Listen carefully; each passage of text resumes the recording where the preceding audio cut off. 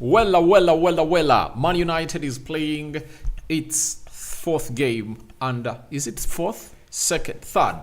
It's the third game under Ruben Amorim. And guess what? It's really one of those games that many of you have been anticipatively waiting for because of how Ruben Amorim has been really giving a chance to almost everyone that is really in his plan. And guess what? We're really having a very we are really having huge question marks onto why the manager, is not really fielding Kobbie Mainoo. But finally, he's into the starting 11 of Manchester United today. And after 2 games of not seeing Ruben Amorim fielding Kobbie Mainoo is into this team. Remember, United and the fans had already gone ahead to be rest assured that Ineos are really looking at this guy, Kobbie Mainoo, as one of those pillars or spines that they are really going to be building the club of Manchester United on. And everyone has been in a shock as to why the side of Ruben Amorim is not really getting into Kobbie Mainoo into the starting 11. And to make it worse, in the previous 2 games against Ipswich that ended 1-1 and 3-2 with Bordeaux in the midweek, he played 0 minutes. And it never really crossed my mind that Kobbie Mainoo was even going to start. I was like, the double pivot is really going to be one of those positions that the manager is really going to come up and obviously maintain, maybe put Casemiro and Ugarte. You remember that very well. If I told you to watch my match preview, I think I went in for Casemiro and Manuel Ugarte. Not so. Let me see here. I went in for Casemiro and Manuel Ugarte. Not so. That's what I really went in for. Let me check it here and see. I think it was Casemiro and all right.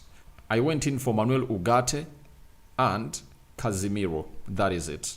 That's what I really went in for into my probable starting 11. But the manager has said, I'm not going in for Casemiro. I'm not going in for Joshua. I'm not going in for Manuel Ugarte. I'm going in for Kobbie Mainoo. And he has gone ahead to give Kobbie Mainoo his first start in the Ruben Amorim era. And I think this sums the fair chance that the manager has gone ahead obviously give to the rest of the players. And when you look at the starting 11 that Ruben Amorim has gone ahead obviously line up, it sends you a message that there are lots of positions that he has gone ahead to sort. Let me obviously bring you the confirmed starting 11, and in the setup I'm really going to show you the spine of the team of Ruben Amorim. Now, Onana, Mazarawi, Delete, Lisandro Martinez, Bruno Fernandes, Rashford Marcus, Joshua Zirkzee, Amadi Diallo, Casemiro, Dalo, Diego, and Kobbie Mainoo. That is the starting 11 for the side of Manchester United. Then the substitutes are Bain Dier, Maguire, Malacia, Luke Shaw, Mount, Ugarte, Anthony, Garnacho, and Rasmus Højlund. That is the bench for the club of Manchester United.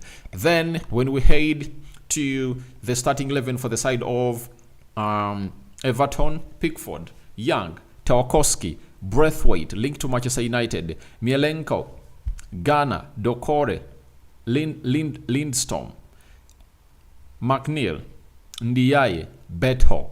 That is the starting 11 for the side of Everton. When we go to the bench of Everton, there is Virginia, Begovic, Patterson, Mangala, Calvert-Lewin, Harrison, O'Brien, Coleman, Armstrong. That is now the bench of Everton. And that's how the manager, Sean Dyche, has gone ahead to obviously line up ahead of this encounter at Old Trafford. He comes into this beautiful game of football when the world is eagerly waiting to see how Ruben Amorim's system is really going to be tested when it's really facing off with one of the managers that we know are really very, very defensive in this Premier League era. And this is his style of game. Him and Sam Allardyce, this is what they do best. Defend, cover up to the fullest, and obviously hit you on the break, all a set piece. And that's what they've always gone ahead obviously feed on as a side of Everton. And Sean Dyche and his style, he won't really go off it won't really go off from him. That is Sean Dyche. The other games are really going to be played. Spurs is playing, Aston Villa is really playing Chelsea, and we're going to be here really telling you exactly what we think about the beautiful game of football. So, Kobbie Mainoo returns into the game or the starting 11 for the club of Manchester United. And let's get into this style. We know the system that the manager really plays. It's a 3-4-2-1. That is it. 3-4-2-1. You understand? That's the system that the manager has gone ahead to deploy today to see to it that it really goes ahead to do the needful. And not only today, even in the previous games, he has gone ahead to obviously field the same style of play, and that is the manager of Manchester United, who goes by the names of Ruben Amorim. And we all know to it that he's really one of those managers that said they are not really gonna change, right? They are not gonna change their style of play. That is it. They are not gonna change their style of play. And he's like, if we don't start now, then when are we gonna really come up and obviously put it to bed? And it's like, it has to obviously start now. You understand? And that's what the manager has really gone ahead obviously say about this. So 3-4-2-1 is the system, and Andre Onana is in goal. The back three is as usual. Mazarawi on the right side of the three-man central defense, Lisandro Martinez on the left side of the three-man central defense, Matthias de Ligt in the middle of the three-man central defense. Now, looks like the back four, the back four of the manager has gone ahead to be formed. That is it. And you cannot come out and really tell us that it's not this. It's this. Even if Leniero comes in through, I think it's really going to take him time to obviously get into this team. This back three has already gone ahead to form, and the manager really loves the results. And you are going to see how we are really going to be playing today in a different model together when you're really having Lisandro Martinez. I've already told you that Lisandro Martinez is one of the best technically gifted players, all defenders in the world. When it comes to passing, he's press resistant, and how he obviously tries to really go in for those line breaking passes. He really risks himself into the left, because this is the left half space. Because when I talk about the half space, I'm talking about this area. You understand? Here, you're going to see him a lot trying to maneuver into this space, inverting the midfield, and obviously finding in those passes, right? And he acts as a reference into this system.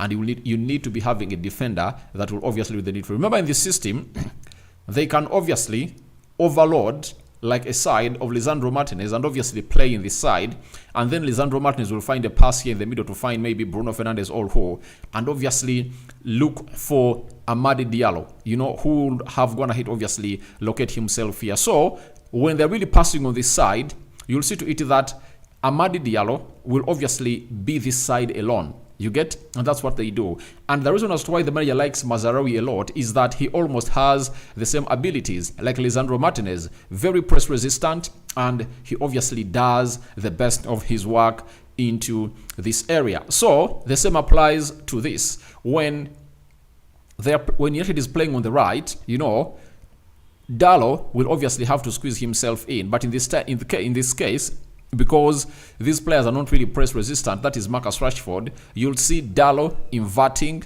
in the midfield, and then you'll see Marcus Rashford spreading himself wide, to obviously see to it that he receives that ball and really operates in those acres of space that we'll be having. So this system is all about creating space for Marcus Rashford in the out wide left area and Amadi Diallo in the out wide right area. And if you look at the first goal scored against Ipswich, it best shows you what this system is all about. You understand?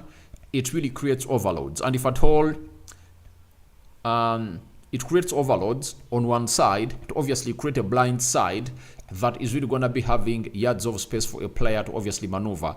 You remember in the game of Bordeaux, when Amadi Diallo came on, you saw exactly what he did. He was really played into that wide right area space almost 3-4 times when he's really unmarked, because they tend to play a ball and they attract attention for these players to obviously follow them up. Now, Dallo, right wing back. Sorry, Amadi Diallo, right wing back, and Dallo is the left wing back. So, when I talk about the spine that he's really building, you see 1, 2, 3, 4, 5, 6, spine. Those are the 6 players that the manager is really trying to build on. Then Bruno Fernandes is the 6th player that the manager is really trying to build on. And I think these other numbers are really going to change hugely. We haven't gone ahead to obviously find a constant into that midfield, because for Casemiro, he started against Ipswich. He has started today. In the midweek, he never started, but that gives him a chance that maybe he has gone ahead to impress the manager into the midfield. You understand? So, Casemiro is playing the double pivot with Kobbie Mainoo, and is it really going to be that midfield pairing of the manager? I doubt. I think the midfield pairing for me is going to be Manuel Ugarte and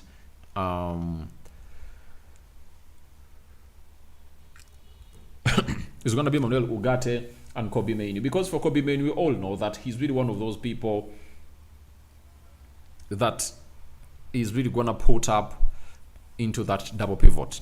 You get? Kobbie Mainoo is just one player that is really exceptional, and there is no manager who can really bench him. He's really one of those players that you must have into your team. That is it.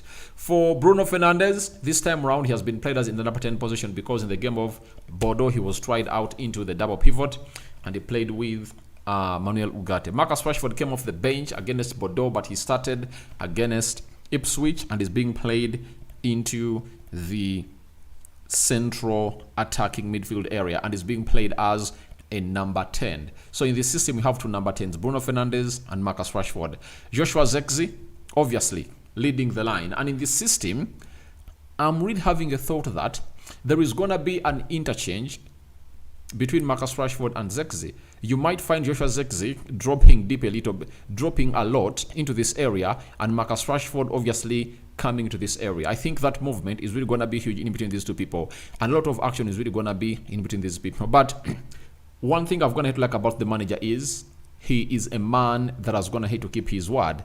He has already said that he is really going to give every player a fair chance. And guess what? Rashford started as a centre forward in the game of Ipswich and scored. He never really said, I'm really going to bring him back. He brought in Rasmus Højlund in the midweek. He scored a brace and had an assist. You get? And then he's like, Joshua Zirkzee, against Everton, I'm giving you a fair chance. And I think this is the last time the manager is obviously trying out this. He's like, all is over. I'm really going to go hard and really get you what I think is my first starting 11. And I think after this game of football, the manager, Ruben Amorim, would have already gone ahead, obviously, note to see to it that there is all. He has gone ahead, obviously, find out which player is really going to be fit into this team. Now, the positions that are still up for grabs are the centre forward position. Yet it's one of those positions that I believe it is already taken. I don't know why. I believe the guy has already gone ahead to take it. And that guy is none other than Rasmus Højlund, because by far he's the best number 9 at Manchester United. That is it. Let's wait and see, by the way, how Joshua Zirkzee really fits in the system, because the system might benefit him a lot to obviously come up and obviously put in a very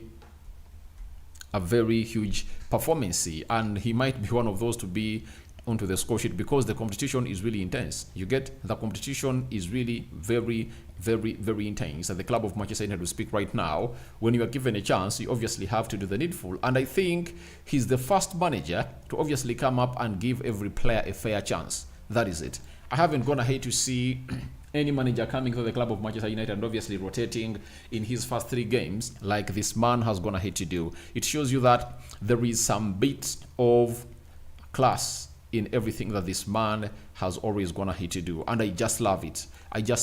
And I'm really impressed by our manager, because he was a player, as he has always told us, and he knows exactly how a player feels when he's not given a fair chance when a new manager comes in through, because it's like a decision has already gone ahead to be made that so and so is not going to be part of my team. So he's like making every player have it in thought that you can really get into the team. And that's what I love about the manager, Ruben Amorim. So for me, it's really something great that he's going to hate to do. And I don't know what your thoughts are about this, but it really sends a very huge message to the people and the fans of Manchester United that maybe we are really going to be keeping a manager for 6-7 years in here and see him dominate the Premier League. You get? So let's wait and see how that really pans out into the mix. But this manager has special attributes. When you look at what he's going to have to do today, it's really special about him. And I think he's the first of a kind who hasn't gone ahead obviously stick with a starting 11, and he has gone ahead obviously give a fair chance to every player right now at the club of Manchester United. And that really makes him special. If you don't really give him flowers for that, then you haven't gone ahead to be here at Manchester United to see what problems we've been having. But this manager is really showing us exactly why he was given this job and why we are really backing him for this job. So that is the manager for you. But I think that we are waiting to see how this will obviously have to come up and really happen. Now, we are having Everton 4-2-3-1 system, Pickford in goal. Then we are having Ashley Young right back, Mialenko left back, Braithwaite, and Braithwaite has a very huge story with Manchester United. He's one of the first defenders that United approached before they brought in Matthias De Ligt and Lenny Yoro. They made a bid of up to £50 million, I think £55 million plus add-ons of £5 million that summed up to 60, and the side of Everton was like 175, and it was like, we're not gonna be making a mistake like we did on Harry Maguire. So they went in for Lenny Yoro and then went in for Matthias De Ligt. That's what United really went ahead to do in that time. So right now, he's here to obviously play at Old Trafford, knowing that even next season, no next summer, United is really going to be chasing up for the signature of this man. And we really need that signature. Everyone knows it, that United is really hugely interested in signing Gerard Braithwaite. He's being played onto the left side of the central defense.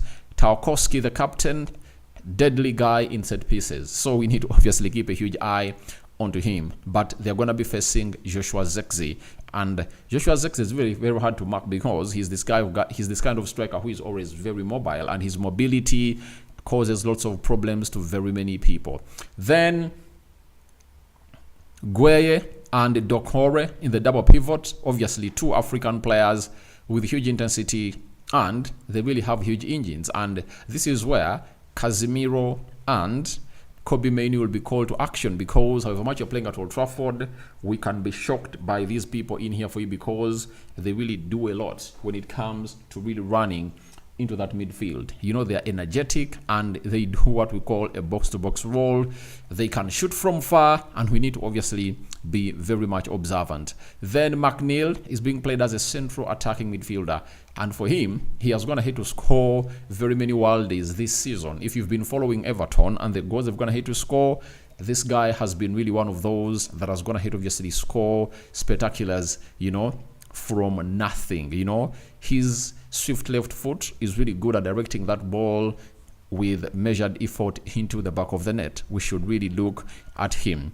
And Linderstorm, right attack midfielder, and Yai obviously playing as a left attack midfielder, and Beto has obviously been given a chance to start ahead of Calvert-Lewin, and that shows you that the manager has gone in for physicality. When we talk about physicality, Beto is the best striker to obviously describe that, because of what he has always gone ahead to do day in, day out into his game. His game is all about physicality. He runs, and by the way, he's a good finisher. I can tell you, get him a chance, he's a good finisher. And looks like their game plan is all about the long ball, and the manager really got it right. You remember, the manager said in the pre-match press conference that this team is really gonna go long always. You understand?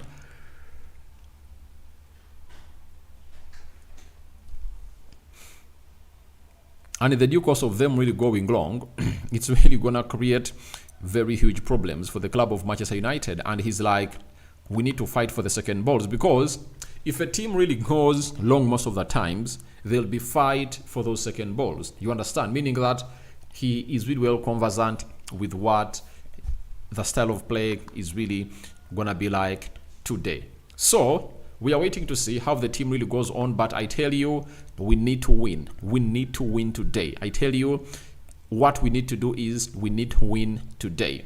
Now, I'm having reverse Keith. What time in Nigeria? Obviously, I can tell you 30 minutes from now, the game of football is really going to be starting. That's what I can tell you.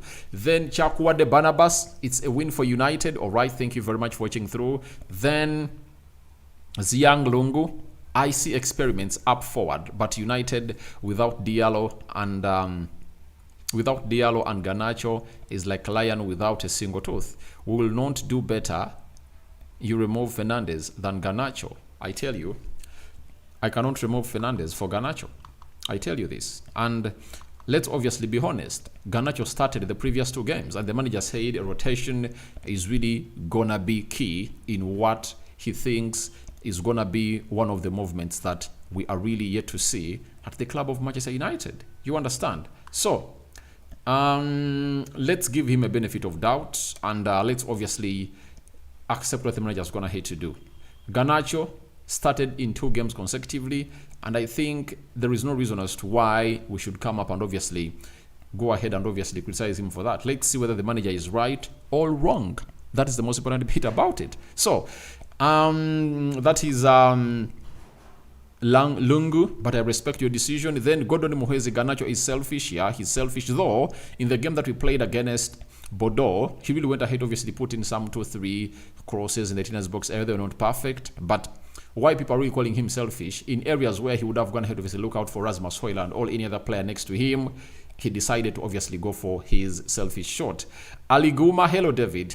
I like Amorim's rotation. Yeah, it's really great, because at this juncture, what you have to do is to see to it that you really gate every player some time and see how they're really reacting, you know, and study how a player reacts when he's off the bench, how he reacts when he starts. And I think this game should be the last trial as we obviously go ahead and really play against Arsenal. And by the way, as we head to play against Arsenal, this is really a very good game plan that Ruben Amorim is coming up with, because it's going to be hard for Arteta to obviously know what players the manager is really going to be starting, because Luke Shaw might obviously show up, Mount might show up in that game of Arsenal, then Rasmus Højlund might show up, you get, and very many others might show up in that game of Arsenal, because the manager is really very unpredictable, and he's continuing to show to us that he's not really gonna be predictable. But we all know the spine of the team now. They are those players that are really untouchable, right?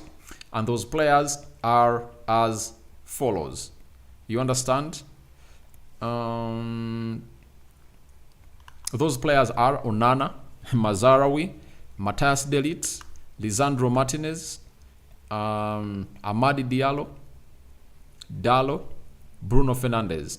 You know, there are 7 players that are really untouchable. And this is why I ask everyone who has always gone ahead to say, Erik ten Hag never really had a starting 11. And I'm like, all right, that's what you've said. Now, you see how the man is really changing. The most important bit about having a starting 11 is having your spine, like those 7 players that you need to be into your team on a regular basis every time you're really playing. Those players have to be there to help you really build the core of your team. Then Cam Handa is like 4-2 in favor of Manchester United. Then Ayesiga says, hi Rokani, Harry Ayesiga Mokamaderik. Lungu, I see experiments up forward, but United without Diallo and Garnacho. All right. Then Prita Klein, hey bro, may the best team win. All right. Shema Triza, hey RD, well done. My prediction, I'm giving United with a win. Yeah, I also gave United a 3-1 win. Happy Chris says, hey RD, I'm not impressed with this lineup. I know most of you are not, but for me, I'm really impressed. I'm really impressed, because I think we're having those 7 players that the manager is really looking at. And obviously, the manager is like, let's go for this game, and he's really having a very good bench. And one thing I like about Ruben Amorim is he is not a manager who takes long to make substitutions. If you disappoint him, you know what he does. He obviously comes up and really puts you down, and when he puts you out, he really gets in other players. Obviously, you will expect Rasmus Højlund to play some minutes. Garnacho will obviously have to play some minutes. Mason Mount will. Luke Shaw will, having gone ahead to play 0 minutes. Did Luke Shaw play a minute? I think he was brought on by the manager. I think Malacia might obviously have a go into this game too. So let's wait and see. Even Harry Maguire is back, by the way. So Maguire might obviously get in some minutes into this encounter of Manchester United. Then I'm having Shema Trezor. Hey Aradi, well done. My prediction, I'm giving United a win. All right, thank you. Happy Chris. Hey Aradi, I'm not impressed with this lineup. All right. Peter Klein, in this new format of United, what will happen to Dalot when Shaw returns? Obviously, the manager is going to have to show you that he likes to play a player with an opposite foot in those wing backs. You know, Dalot, he is the first choice left wing back for this manager.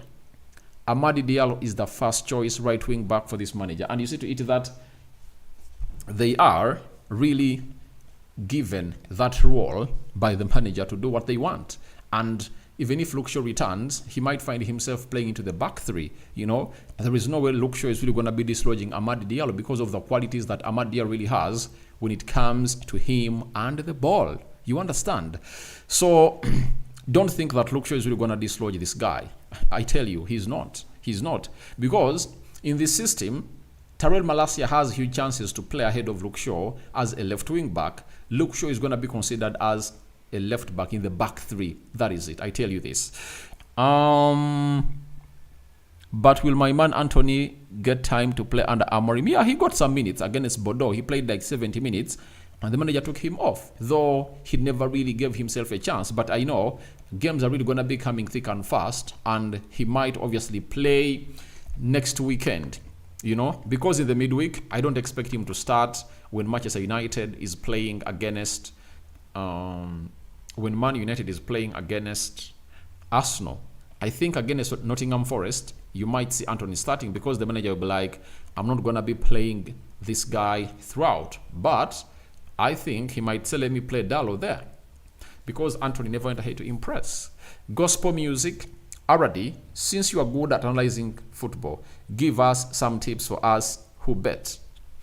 I don't want to give betting tips, but I just come out and obviously give out my honest opinion. And my honest opinion is 3-1 win for the club of Manchester United. That's what I'm really thinking about.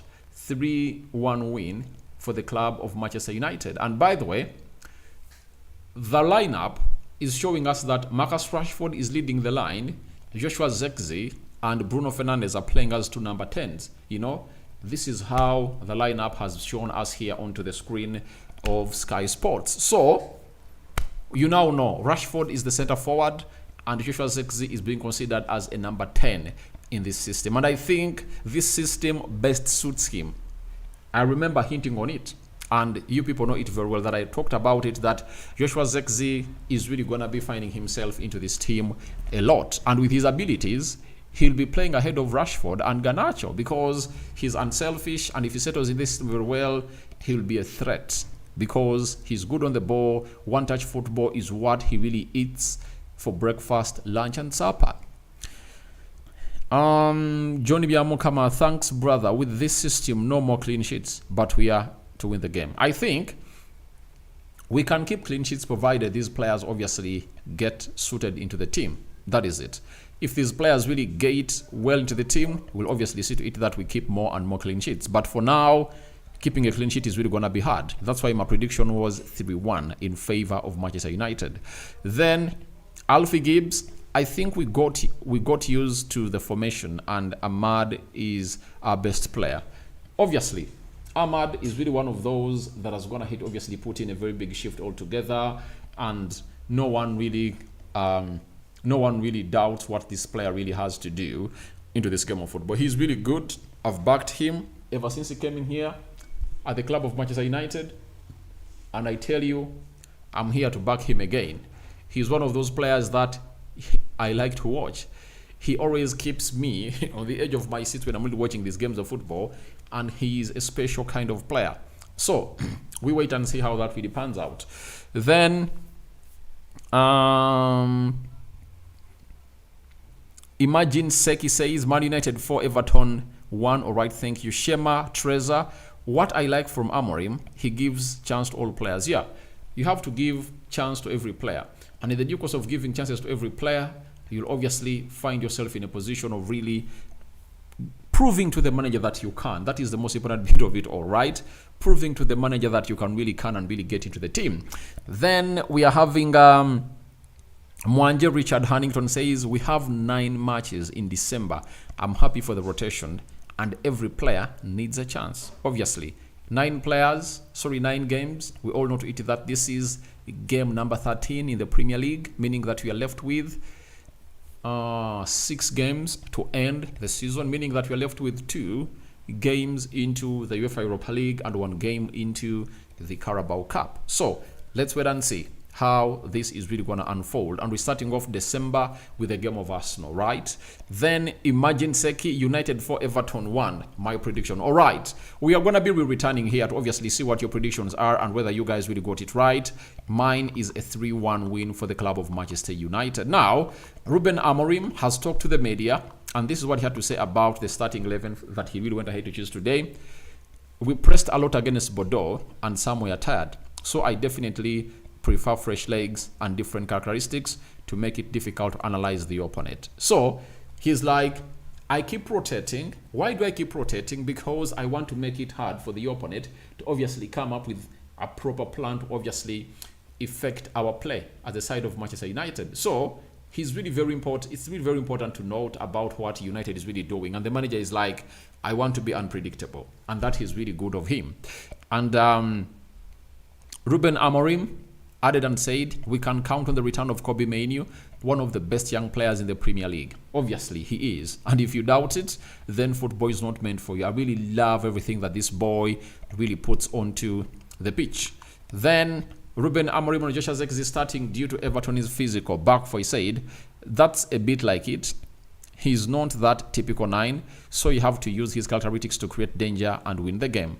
And he's like, Zirkzee is a giant of a guy, and Tarkowski and Gerard Braithwaite are really giants, and in them being giants, he's like, you need to obviously you need to obviously get in a person who can obviously fight with them, and that is Joshua Zirkzee, and meaning that he's really getting the tactics right. But playing him behind Marcus Rashford is really one of those that I hinted about, that you're really going to see a lot of rotation between Marcus Rashford and Joshua Zirkzee. So that's what we had in here for you, and hope you guys have gone ahead obviously get my opinions. I think I've gone ahead to attend to every comment into here. Musaga Kamoga, United 2, Everton 1. And here I come to obviously end this poll and see what you guys have gone ahead to obviously come up and obviously vote. 94% have gone ahead to call in for a win for Manchester United. 1% Everton win, and 3% have gone ahead to obviously call in for a draw, and 2% are really undecided about this. So guys, we out. I'm going to be returning with the match reaction after the final whistle has gone ahead to blow. You're going to be streaming live, and you are really seeing me back in full swing. First video in the morning, second video, and we are really going to be doing more videos. And let's pray to it that we win and we return here as the people that have gone ahead of this result all come out as triumphant into this encounter. It's a 5-finger salute to everyone watching through. Continue to subscribe because we want to hit 20,000 subscribers, and we are 200 subscribers away from hitting that mark. Please continue to subscribe, and the rest is really gonna be history.